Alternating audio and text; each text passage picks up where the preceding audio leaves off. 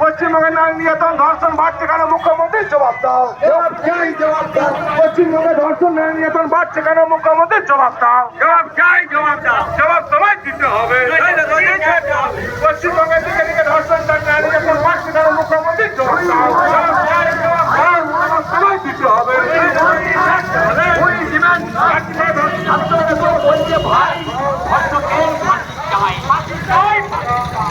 বোনেরা বলছে ভাই ধর্ষকের